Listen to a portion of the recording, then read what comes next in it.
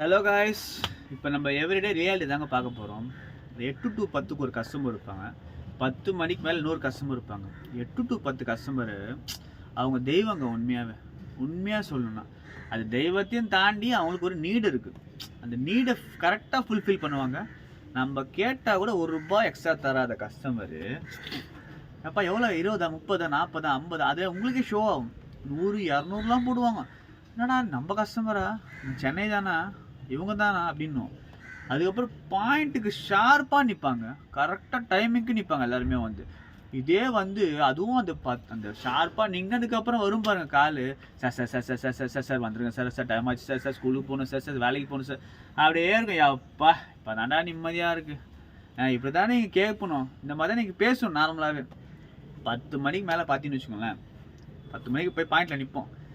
Sir வந்துட்டேன் sir, வண்டியா இரு வரேன், 10:05 இருப்பா வரேன், 10:10 வேணுன்னா இல்லை கேன்சல் பண்ணிட்டு போகணுவான், 10:15 வந்துட்டேன் கீழே வந்துட்டேன் வெய் ஃபோனுன்னு சொல்லிட்டு கட் பண்ணிட்டு வந்துடுவான். சரி வந்துட்டானேன்னு சொல்லிட்டு ஏற்றுனா நான் சொல்லுவேன், ஜி 20 நிமிஷம் ஆயிடுச்சு, ஒரு 10 ரூபா போட்டு. 10 ரூபாவா? என்ன நீ உன்னை அப்பயே கேன்சல் பண்ணிட்டு போகல, நீ ஏன் நின்றுக்கிற, கிளம்பு வேணா இல்லை கிளம்பு, எந்த ஏரியா, நீ என்ன பேர் வந்து, எந்த ஸ்டாண்டு, நீ எல்லா கேள்வியும் கேட்டு 10 ரூபா கொடுக்க முடியாது. ஏறுங்க, இது நீங்கள் முன்னாடியே 10 ரூபா கொடுக்க முடியாதுன்னா முடிஞ்சிச்சு. நான் எதுவுமே சொல்லிருக்க மாட்டேன். 20 நிமிஷம் இருப்பேன், எனக்கு கூட்டு ஓட தெரியாதா, கூட்டு காமன்னு விட்டுருவேன்.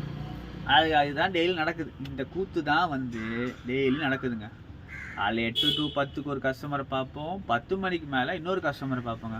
இந்த மாதிரி எல்லா ஆட்டோ டிரைவர் ஃபேஸ் பண்ணிட்டா மறக்காமல் இந்த பேஜை ஃபாலோ பண்ணிட்டு லைக் பண்ணுங்க.